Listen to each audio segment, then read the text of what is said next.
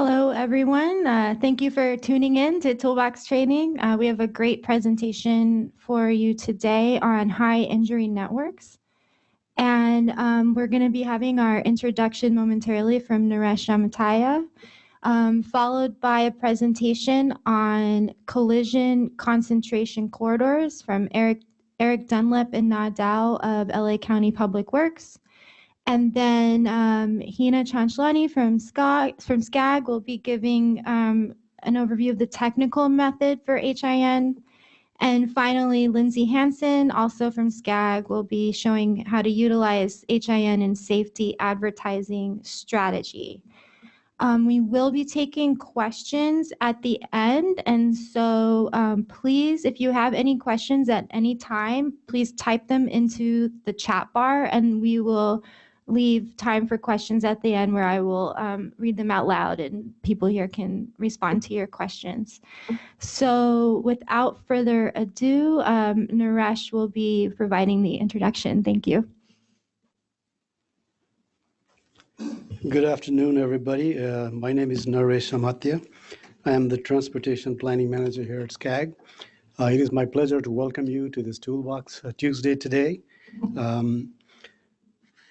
Safety is obviously a very critical issue for SCAG. Safety improvements not only saves lives, but it also encourages use of other modes other than solo driving. In fact, safety hazard, perceived or real, is considered a major impediment to increase use of active transportation and other non-auto modes of transportation. So safety is an important element of SCAG's regional transportation plan, which we are right now in the middle of updating, which we do every 4 years. Improving safety involves actions in multiple fronts, which all start with letter E. And the key ones are engineering, education, and enforcement.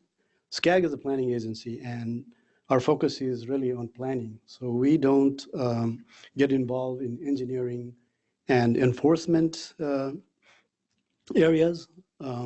So our focus is on education, engagement and information sharing. And that's what we're here to talk about today. Information is clearly critical in supporting decisions on where to invest, how to invest, and how to prioritize safety projects. So it is very critical part of what we do.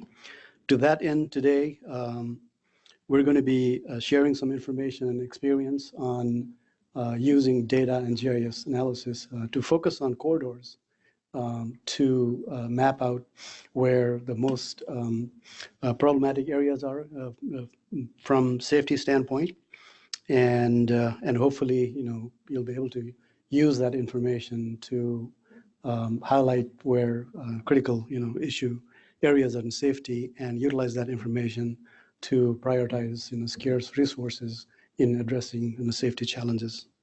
So with that, I'm going to turn over to Eric. Thank you very much.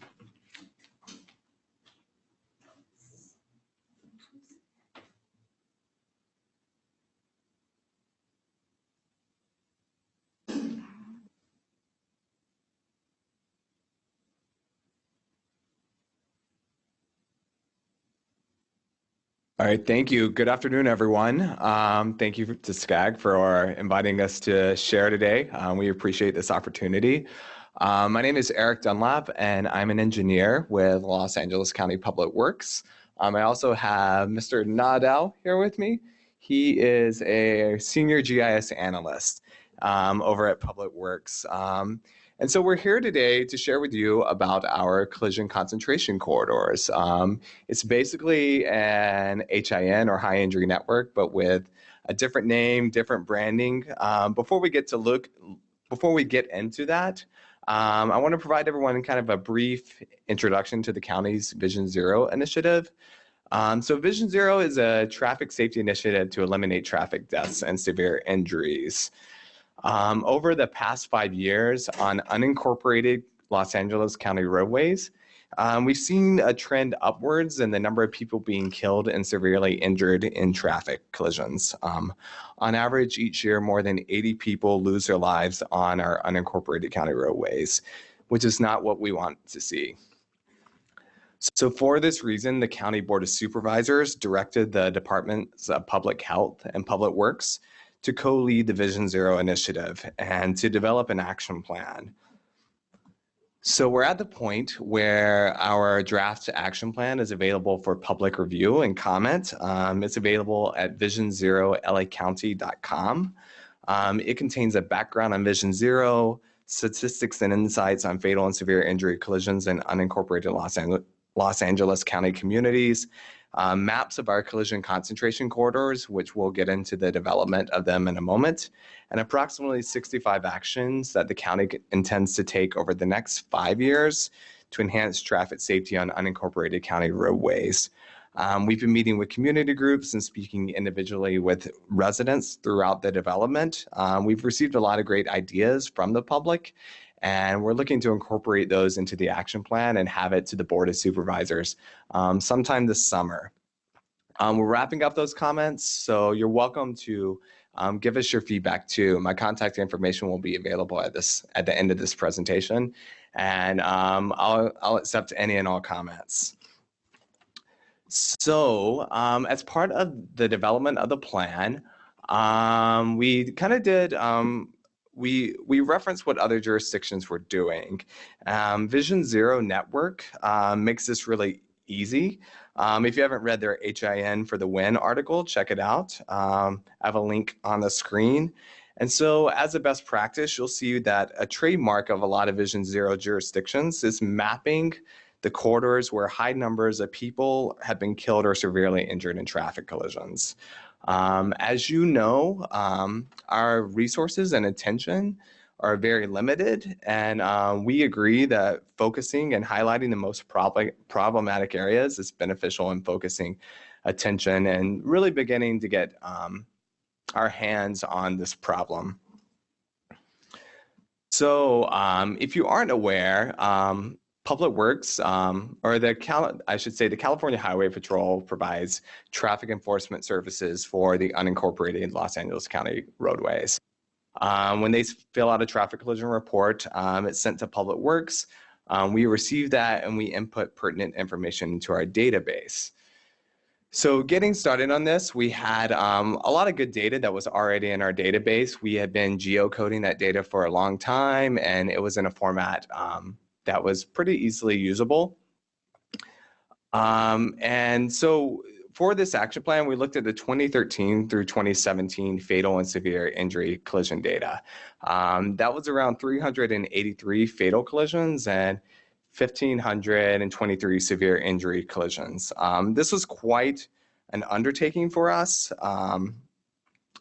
It takes a lot of time to go through all this data. I don't want to underestimate that.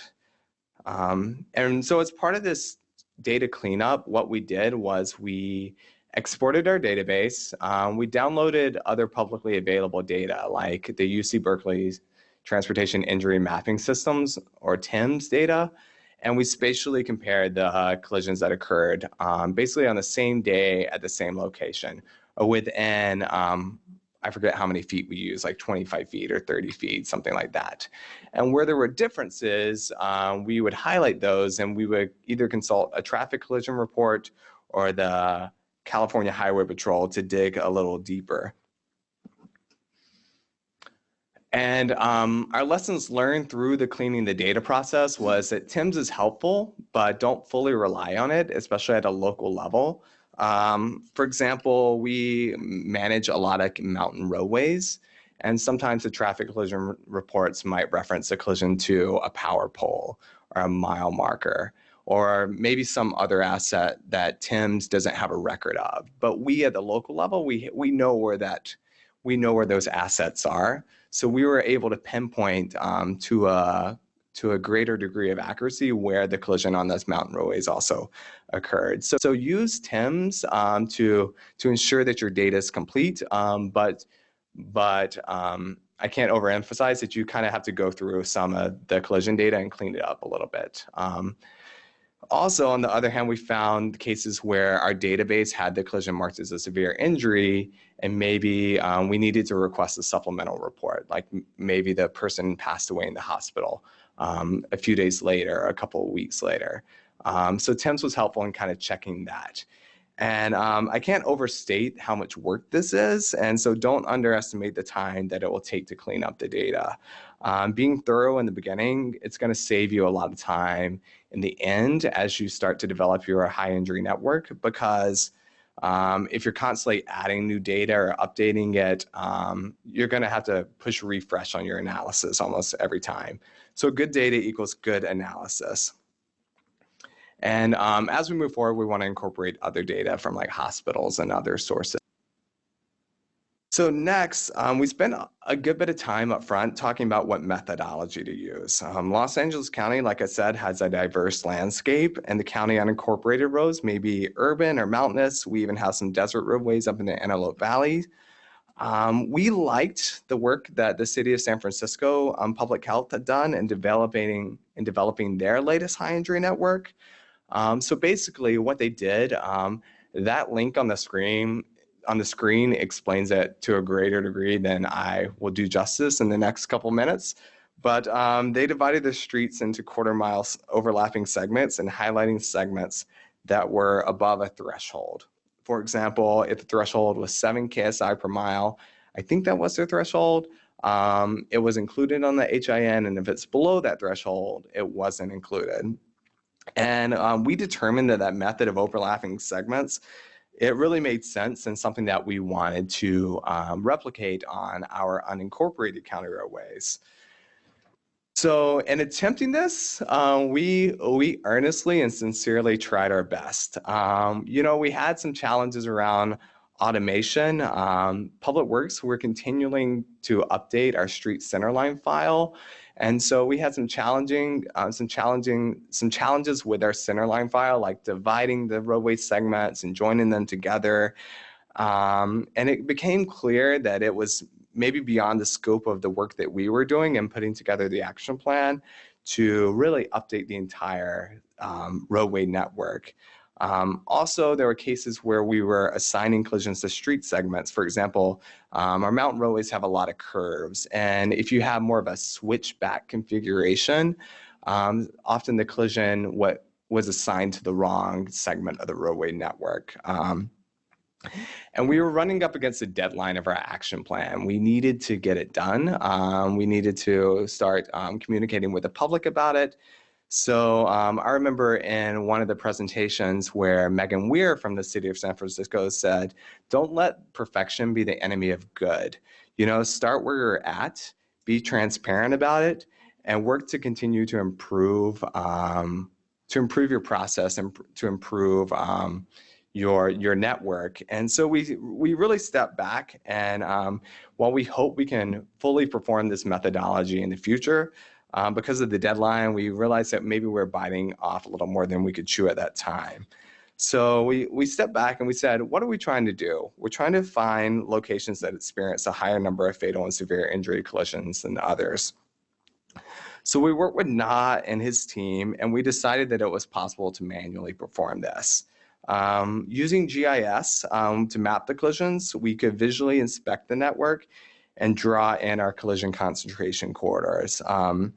This is a very, very basic method. As a team, we decided that the threshold of 3 fatal or severe injury collisions per half mile within the past 5 years would trigger a street to be included on this network.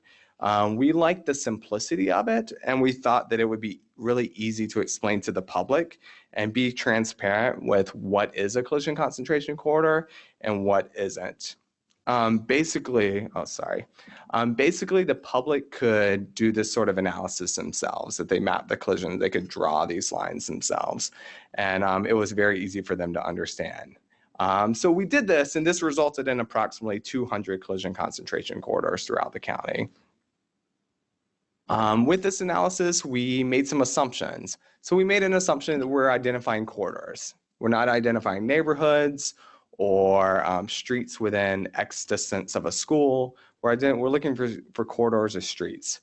We chose a minimum half-mile segment. Fatal and severe injury collisions at the intersections, we applied to both streets.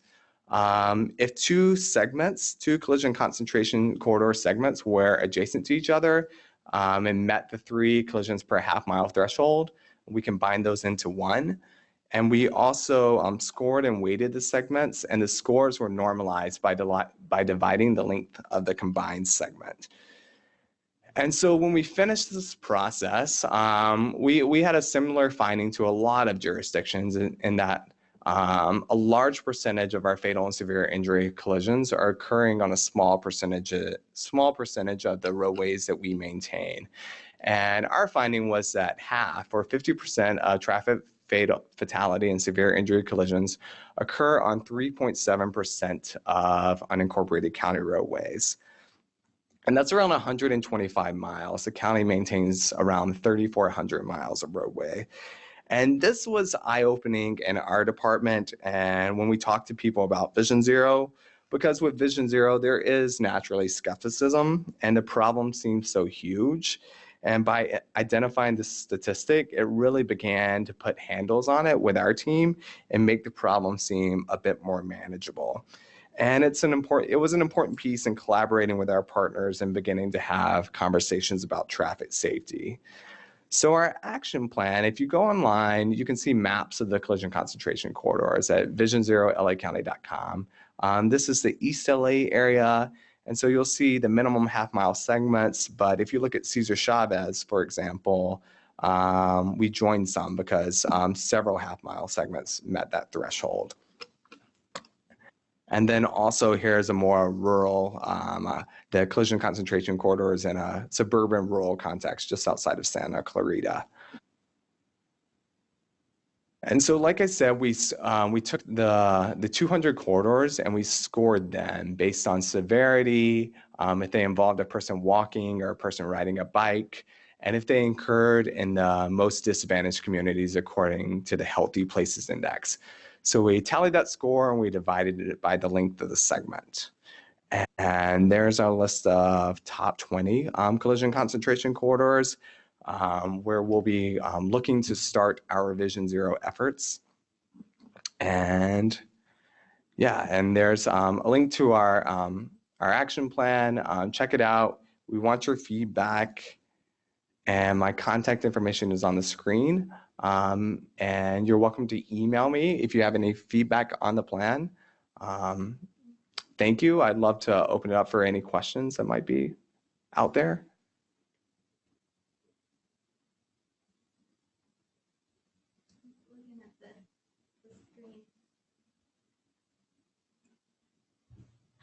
Hi, if there's any questions, you can type them into the chat box.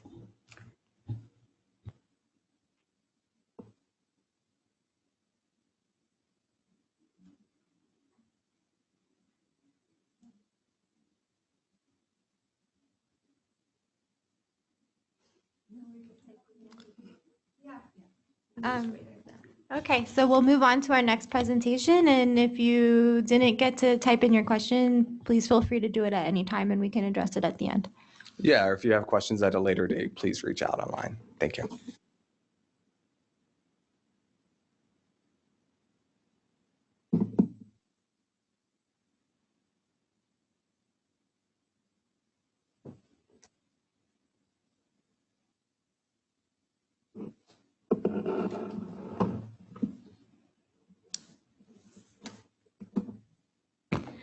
Hi, everyone. My name is Hina Chanchalani, and I'm an assistant regional planner with SCAG. I'd like to welcome everyone. Good afternoon, and I'd like to thank you all for participating in this Toolbox training. It was a great presentation, Eric and Na. I know you've worked really hard on creating this collision concentrated corridors. So if you guys have any questions, please type it in the chat box. And meanwhile, I'll just start with my presentation, which is a regional high injury network for SCAG. Before I dive into our HIN, it is important that we review crash trends in our jurisdictions so we can understand what to focus on. And these are some of the graphs that show how fatalities and serious injuries in SCAG region have reduced since 2008, and they have slightly started to peak in 2012. This slide is also reviewing some crash trends for SCAG region overall. As we can see, there are 1,500 people who die every year from collisions. 5,400 or 5,200 people in 2016 have sustained serious injuries, and 5,400 in 2017. 136,000 people sustained injuries in 2016 versus 136,200 sustained injuries in 2017. Approximately 280 collisions occur per day on streets in SCAG region and 100,000 collisions per year in 2017. Moving on, this is like a deeper dive into fatal and serious injury collisions by mode, like auto, ped, bike, and motorcyclists. We've also done a detailed analysis on how many people have been injured between age 18 and 34, and how many were 65 and older. We also looked at the top contributing factors for all collisions, fatal collisions, and serious injury collisions. So these three slides were basically to say that we should review our crash trends before we dive into mapping the HIN, because it's really important to figure what to focus on while we're mapping out our HINs. So what is an HIN? The stretches of roadways with highest concentrations of collisions are occurring on our transportation network, which forms an HIN. Typically, a subset of network with 50% or more, where 50% of more collisions are occurring, is captured for HIN. Again, it's not an assessment of whether a street or location is dangerous, but it's rather streets with higher risk of injury than the others. The topmost reason that SCAG is exploring an HIN is to inspire more local efforts to develop HINs. SCAG is not an implementing agency, so we can go out and implement projects, but we can definitely inspire local efforts so that they can develop HINs and focus on enhancing safety in their jurisdictions and their cities. Some of the other reasons that SCAG is exploring an HIN is to collectively explore and share best practices to map out HINs, implement some cost-effective countermeasures, coordinate with educational campaigns like Go Human, and ultimately help the region to work more effectively towards reducing the serious injuries and fatalities in our region. So I won't go into a lot of details, but we looked at these 4 case studies where 3 of them were cities, City of LA, Portland, San Francisco, and finally Oregon Metro region, which mapped their HIN as a case study. And some of the considerations after our case study and reviewing our crash trends were: how many years of data should we consider? Should we only look at fatal and serious injury collisions, or should we also look at all injury collisions? Should we look at collisions by modes? Should we look at collisions which involve child and seniors? Should we look at collisions which had communities of concern? Or should we look at collisions which occur on intersections or at a corridor level? And after we had all these considerations, we developed some goals for HIN. Since SCAG is a 6-county region with 191 cities and 197 jurisdictions, we wanted to be sensitive to all different county contexts. We wanted our HIN to be replicable so that we could track it over the time, track our changes over the time. We wanted it to be quantifiable so that we could make our assessments objectively. We wanted to focus on fatal and serious injury crashes. We wanted to consider all modes of travel, but also give an option to look at auto HIN, auto bike HIN, and auto ped HIN. We identified our corridors versus hotspots, and then finally we included segments which were normalized by 1 mile.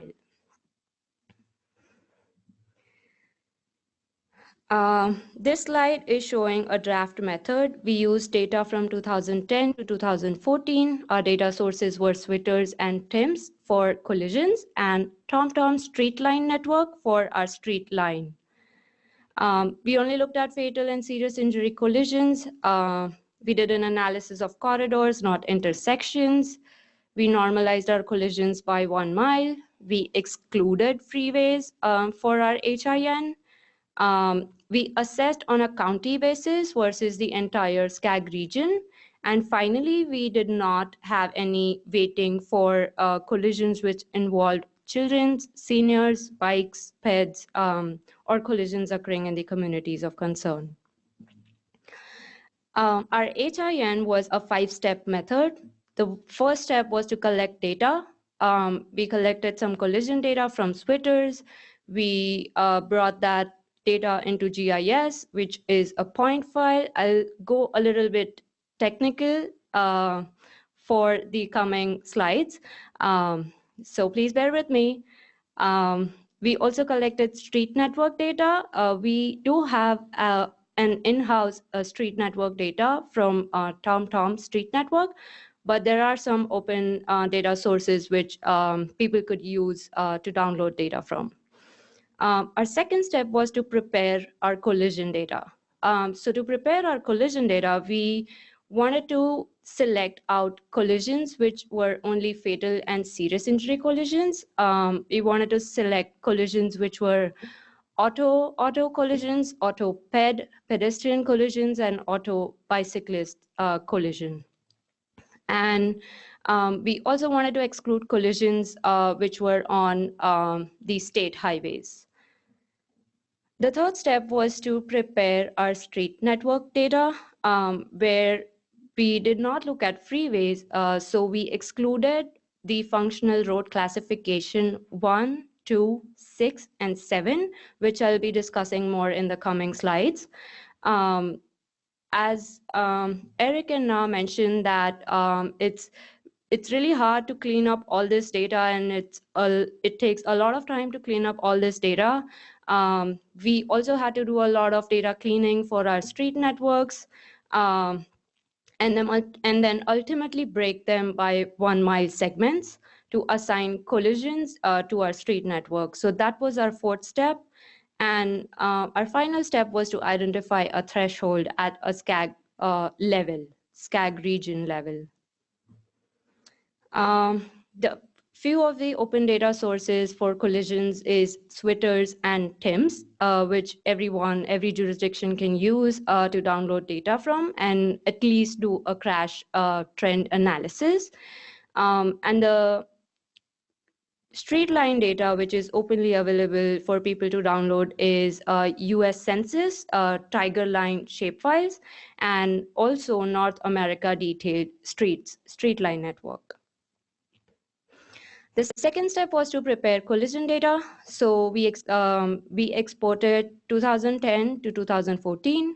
We did not choose collisions on state highway, and we chose collisions which were fatal and serious injury collisions, auto ped, and auto bike. So this is what our collision file looked like after we excluded all the collisions from 2010 to 2014. Here, FSI means fatal and serious injury collisions, which have been coded in red. Pedestrian collisions are green, bike collisions are blue, and finally the auto collisions are black. And as we can see on this map, a lot of collisions are auto collisions occurring in the urban areas. Moving on, we had to clean a lot of our street line data. So we collected our street line data from TomTom, Our data was from 2016. We chose functional road class 2 to 6. We excluded freeways, expressways, trail routes, private roads, and alleys because a lot of the collisions were occurring on major arterials, minor arterials, and other roads. And we also had to dissolve our street layers by name and direction to join our street. So for example, if we look at this slide, we can see that the Holt Avenue, the West Holt Avenue, if we can see in the attribute table, the West Holt Avenue has popped up like 5 times, and the street has the street line is broken into 3 different parts, even if it's one single street. So we had to clean a lot of our street network data, and the GIS tool that we used for cleaning it was Dissolve. Dissolve was particularly to join these streets with their names.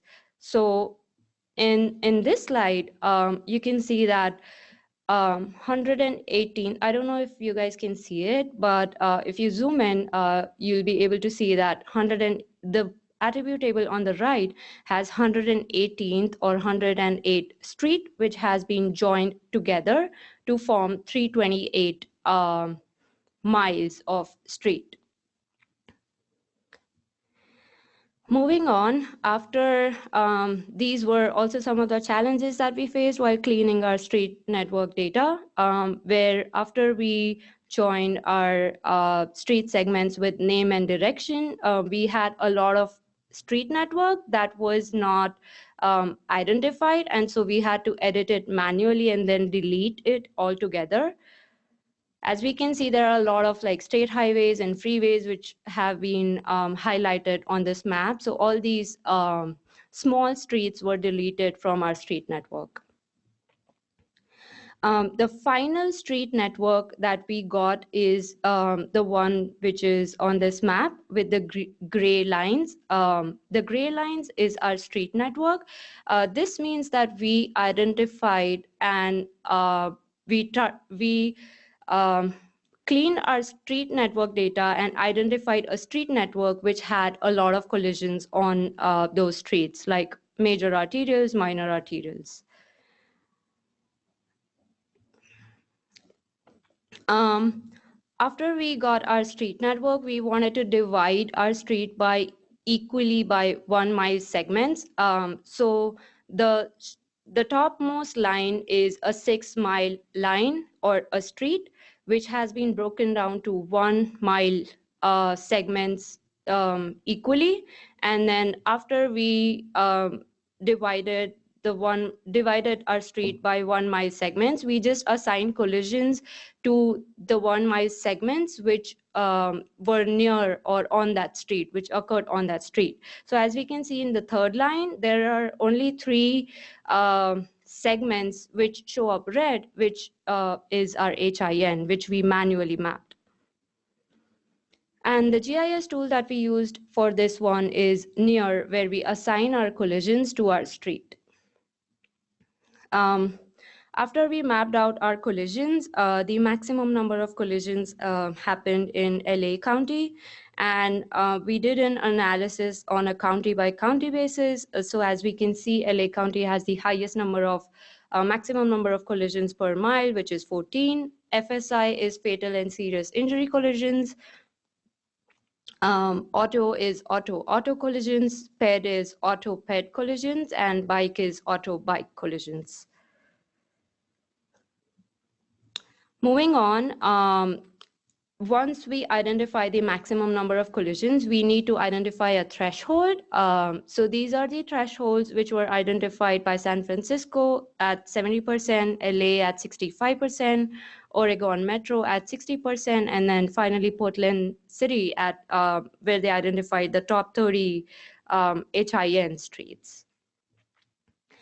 To identify our threshold, we used symbology to see what's our manageable scale. And as we can see on this slide, by using symbology, we reversed the order of our collisions, the maximum number of collisions. So 3.2 collisions occurred per mile for this particular county, which is Imperial County. And we did percentages for them from 5 to 100. And after we did that, we wanted to make a comparison between 60% threshold, 65% threshold, 70% threshold, and 80% threshold. So as we can see on the slide, if we compare Imperial County at 65% threshold, at 65% threshold, 8 miles of Imperial County have HIN versus at 70% threshold, 100, like literally 100 miles of Imperial County are on HIN, or 5.64% is on HIN. So we identified for SCAG region, 65% threshold was a manageable scale to target our education campaigns and our advertisement for education, for educating in all the counties. So following maps will show 100% collisions which occurred in all our counties versus 65% collisions which were captured through an HIN. This is the map of Imperial County showing 65% of HIN. This is a map of LA County. The left map is showing 100% collisions versus the right map is showing just the 65% of collisions which we transferred on our street network in LA County. This is a map of Orange County. As we can see, a lot of crashes in Orange County are scattered across the county. And so the HIN is also scattered in Orange County. The right one is just 65% of the collisions which were captured in Orange County. This is a map of Riverside County, 100% collisions, versus this is 65% collisions which were captured through HIN. This is a map for San Bernardino County with 100% collisions and 65% collisions in San Bernardino County. The left map is again 100%. The right map in Ventura County is 65%. And the two maps from this slide would be communities of concern overlay. We did not do any analysis with HIN and communities of concern, but we just thought it would be useful to do an overlay with our communities of concern for SCAG region. As we can see, a lot of the HIN is overlapping our community of concern. This is a map showing high quality transit area overlay with the HIN. As we can see, a lot of people in LA, they take transit.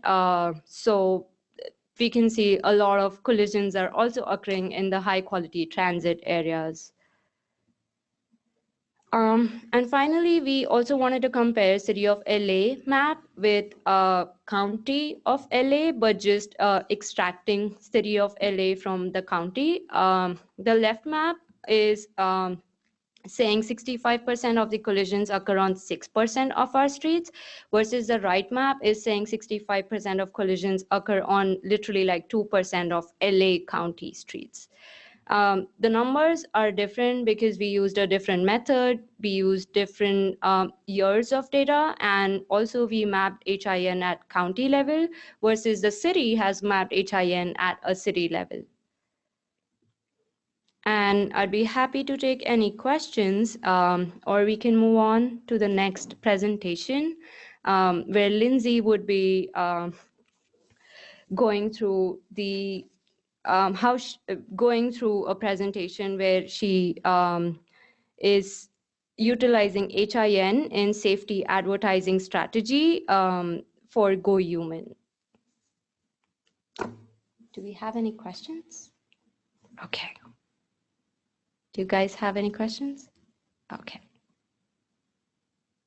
Thank you.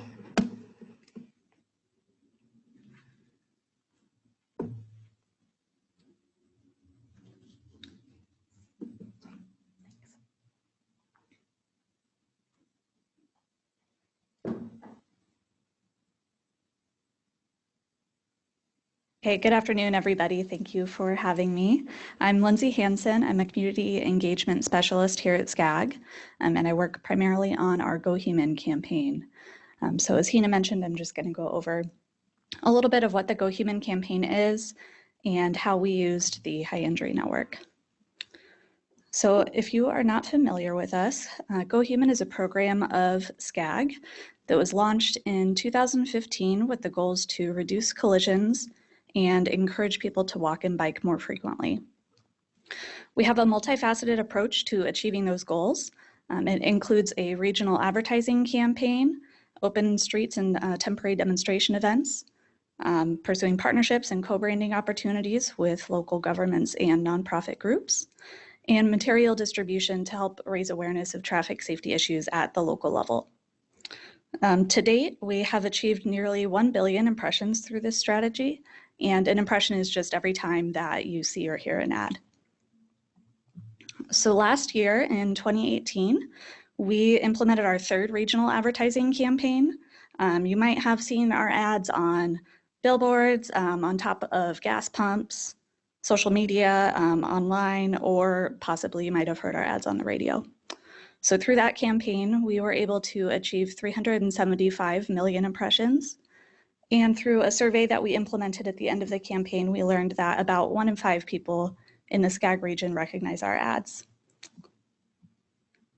So as I mentioned, this is a regional advertising campaign. And as you know, the SCAG region is quite large, but we did want to make sure that we were being locally relevant in our advertising so that we could be impactful on a personal level.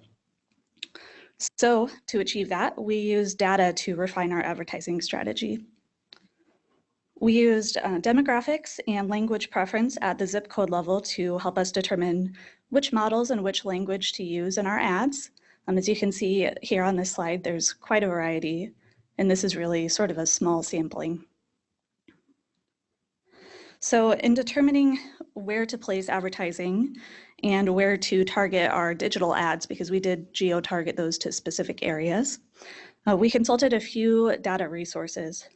The first of which, I suppose not really a data resource, is our Go Human Steering Committee, which is comprised of people from county transportation commissions and public health departments, public works departments. And then we also consulted the High Injury Network. So the High Injury Network helped us define corridors with high rates of collisions and helped us sort of narrow down where outdoor advertising was available. So once we compared the available billboard locations that were provided to us from advertising vendors, we selected the locations where we wanted to advertise, comparing it to the High Injury Network. And so the locations that we ended up selecting are shown here on this map. So once we selected everything, we evaluated the data on a location by location basis. So here I just selected, for an example, a location near Pomona. It's pretty tiny there on the left, where you can see some of the specific location information, but I'll walk you through some of the more important parts. So we evaluated the primary collision factors for each one of these locations. And in this specific example, that primary collision factor was pedestrian right-of-way. So that told us to use driver-focused messaging that featured a pedestrian. Also, in this zip code, more than 34% of people prefer to receive their advertising in Spanish. And so that told us that we should place the ad in Spanish. The messaging that we selected here, actually, I will click back so you can see it, was the ad in the lower left corner there. Says, "It's not just a sign, look for them before you turn." So to sum up a very brief presentation, I just wanted to close with some of our upcoming activities in case anybody is interested. We are hosting a leadership safety symposium for elected officials or city managers on May 1st, coming up very quickly. It's being held in coordination with our annual regional conference and general assembly. And then we'll have a series of sub-regional safety workshops and webinars coming up this summer. So we'll have more information on those very soon, and happy to distribute it to the group or provide any more details if anybody's interested. And with that, I'll take any questions or maybe pass it back off to somebody else. Thank you.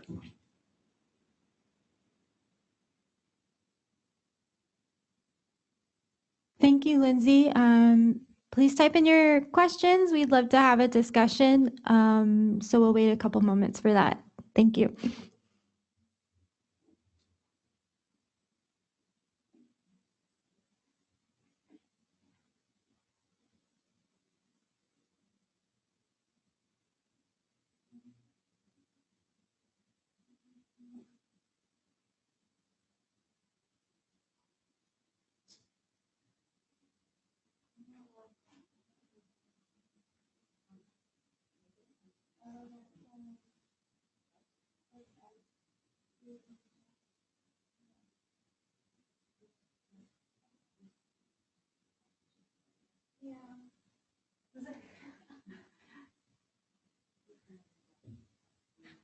Hi, everyone. So it looks like we don't have any questions today. Thank you for participating, and the emails were put up. You can also email me if you have any more questions or comments. My email address was part of the RSVP. All right, thank you.